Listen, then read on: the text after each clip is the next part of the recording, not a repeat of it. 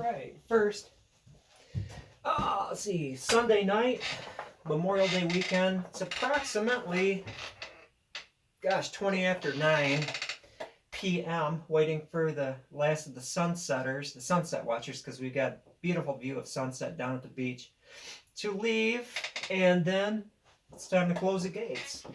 Another day, another $1.50. Lucius. This is what I'm using, and I'm not even sure what it's called. It is a form of draw knife. However, the person that gave it to me, I sold him a bow. He lives somewhere in Europe. I forget it. I've had this so long.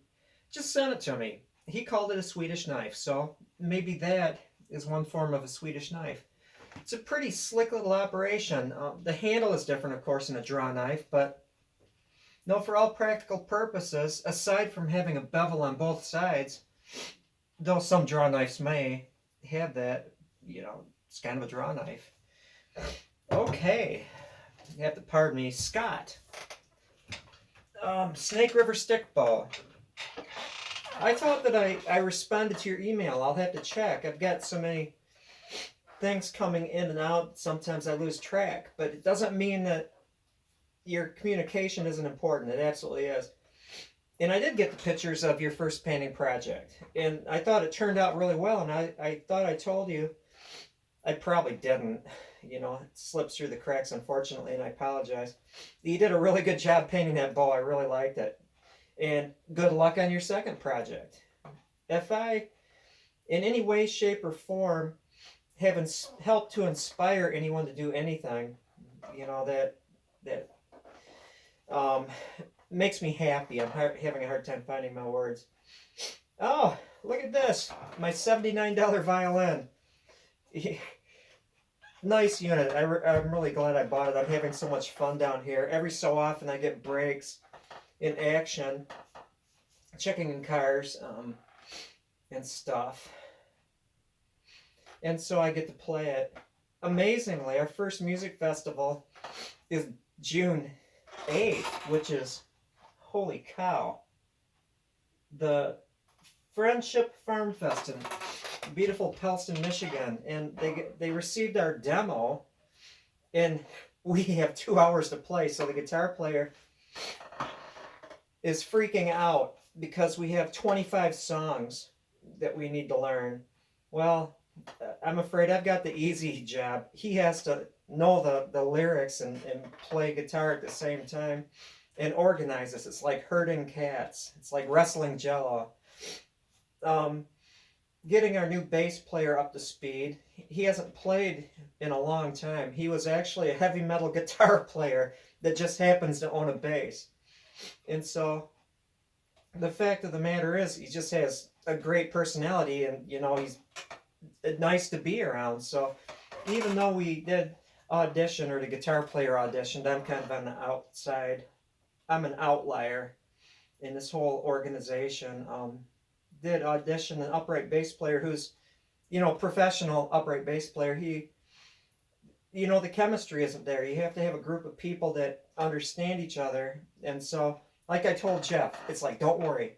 I'm not going to be able to practice much except, off of the CDs and stuff that I have. But that's okay. I'm practicing my technique. And it's technically simpler, the stuff I'm doing, playing, even though when you have a group of people doing a lot of stuff, it sounds cooler. It's technically simpler than a lot of the old-timey, bluegrassy kind of things I play, so I'll be fine. I'm not worried about it. I don't have the hard job. It's easy for me. I don't even need to know the songs. I'll play it. I told Jeff, okay, the secret code is, when you look at me, that means you want me to make something up and play. So I'm good with that. I love going to open mics, and then people ask me to play with them and stuff like that. And it's so much fun to listen to the music, and while other people are playing, it's a matter of scales. When you're improvising, the scale. It's like an A major scale or a B flat scale or something. So the little places where you're supposed to stick your fingers down. There's a limited number within a scale, so you just take those and you put them together in a way that works out. So I'm fine. That's the secret code. Just look at me and I'll play something. That's good. If you want the accordion or keyboard player to take that lead, look at her. That's the secret code. And then if you don't do anything and we can anticipate that a lead, or we call them breaks in our land, is coming up, then if you're not looking at us, then we'll just blend together. So we're good to go. 2 hours. 2 hours of playing at the Friendship Farm Festival. You need information. You need good, solid information. And I am going to leave you with something that you would have never guessed in a million years. So, Francine the raccoon was wandering around, so I'm going, "Hey Francine, come here." And she walked up to me, and I gave her a hot dog, and she sniffed it and then just walked away. I would have definitely thought a raccoon would eat a hot dog. I think that that must mean something if a raccoon is turning down hot dogs.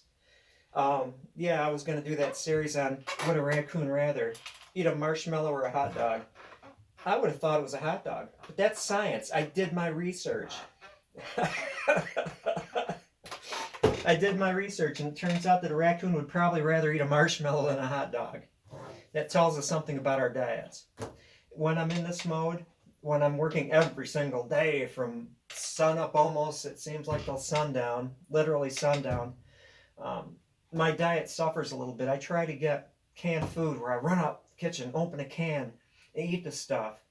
You know, now I'm in the baked beans mode. I'm down to my cans of baked beans. But that's all right. That's all right. Baked beans, good food. Blazing Saddles comes to mind, but for some reason I'm able to process all that stuff efficiently and politely. Okay, I'm going to turn the lights off now and call it a night. They should be up in 5 or 10 minutes. Have a good one.